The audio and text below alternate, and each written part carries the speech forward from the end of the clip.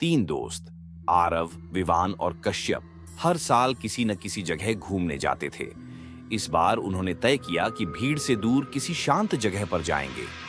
Google maps पर उन्हें एक पुराना, कम जाना पहचाना स्पॉट मिला, पाथलगांव व्यू पॉइंट। रिव्यू लगभग खाली, फोटो धुंधली, लेकिन एक अजीब सी खूबसूरती थी।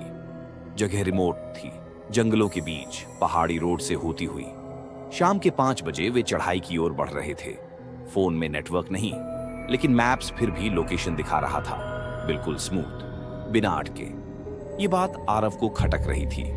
कश्यप बोला, अरे ऑफलाइन मैप होगा, चल ना। लेकिन जैसे जैसे वे आगे बढ़ते गए, रास्ता और संकरा होता गया। और अजीब बात, मैप्स पर जो मुड़ने के निशान दिखते थे, वही मुड़ने की आवाजें कार के बाहर भी सुनाई देती थीं, जैसे कोई फुसफुसाकर कह रहा हो, दाएं, अब बाएं।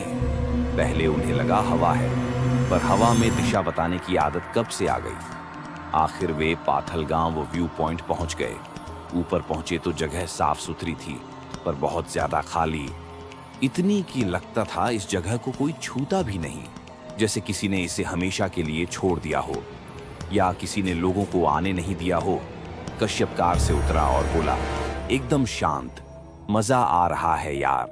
तभी हवा के बिना ही झूलता हुआ एक झूला उनकी नजर में आया। जमीन पर धूल फैली थी, पर झूले के नीचे धूल साफ थी, जैसे कोई हाल ही में बैठा हो। उन्होंने सोचा कोई बच्चा आया होगा, लेकिन आसपास कोई रास्ता ही नहीं था जहां बच्चे खेलते हों। सूरज ढलने लगा था। तीनों व्यू पॉइंट के किनारे खड़े होकर घाटी देख रहे थे। अचानक विवान चिल्लाया, ओए, नीचे देखो। नीचे दूर पहाड़ी की दूसरी तरफ 3 परछाइयां खड़ी हुई दिखाई दी। समस्या ये थी, उन परछाइयों की ऊंचाई, खड़े होने का तरीका, यहां तक कि बालों का स्टाइल भी उन्हीं 3 दोस्तों जैसा था, जैसे उनका प्रतिबिंब दूसरी पहाड़ी पर खड़ा हो। आरव ने मजाक में हाथ उठाया, और जैसे ही उसका हाथ उठा, नीचे खड़ी परछाई ने भी वही हाथ उठाया। पर 1 सेकंड बाद नहीं, उसी पल, बिना देर के, जैसे वे सीधे उन्हें देख रही हों, तीनों का खून जम गया। कश्यप ने अचानक फुसफुसाया, ये लोग हम हैं, या हम इन्हें देख रहे हैं क्योंकि हम यहां नहीं होने चाहिए थे। डरकर वे कार की तरफ भागे। जैसे ही पहुंचे, कार की हेडलाइट अपने आप ऑन हो गई। चाबी अंदर नहीं थी, इग्निशन में कुछ भी नहीं था, लेकिन कार का इंजन चालू था। और सबसे डरावनी बात, गूगल मैप्स खुद ब खुद होम लोकेशन सेट कर चुका था। आरव चिल्लाया, चाबी किसी ने ली है क्या? विवान ने कहा, नहीं, चाबी तो मेरी जेब में है। तो फिर कार को कौन घर ले जाना चाहता था? कार में बैठते ही उन्हें महसूस हुआ, पीछे वाली सीट पर कुछ वेट गिरा है, जैसे कोई बैठ गया हो। वे पीछे मुड़कर देखने ही वाले थे कि अगले ही पल तीनों को एक साथ सिर के अंदर किसी की आवाज सुनाई दी, पीछे मत देखो, हम तुम्हें घर छोड़ देंगे, बस रास्ते में मत बोलना।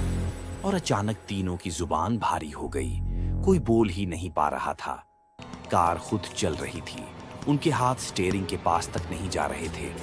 रात करीब 9:30 बजे वे अपने मोहल्ले में पहुंचे। कार बिल्कुल उसी जगह आकर रुकी जहां रोज पार्क होती थी। इंजन बंद हुआ, लाइट ऑफ हुई, और कार एकदम शांत। उनका शरीर हल्का महसूस हुआ, जैसे वो वजन जो कार में बैठा था उतर चुका हो। लेकिन एक चीज गलत थी। आरव, विवान और कश्यप तीनों ने एक दूसरे को देखा और एक ही बात नोटिस की। उनके चेहरे बिल्कुल फीके, आंखों के नीचे काले गड्ढे, और आंखों की पुतलियां थोड़ी सी फैल चुकी थीं, मानो वे कोई और बनकर लौटे हों। उस रात कोई भी नहीं सो सका। और अगले दिन तीनों के फोन में एक नोटिफिकेशन आया, yesterday 6:47 you reached Pathalgan view point safely. लेकिन टाइम स्टैम्प की लोकेशन खोलने पर जीपीएस पिन किसी व्यू पॉइंट पर नहीं था। वो पिन ठीक उसी जगह था जहां वे खड़े होकर नीचे वाली 3 परछाइयां देख रहे थे, जैसे वे असली वही थे। और जो लौट कर आए, वे शायद उनकी जगह लेने वाली परछाइयां थीं।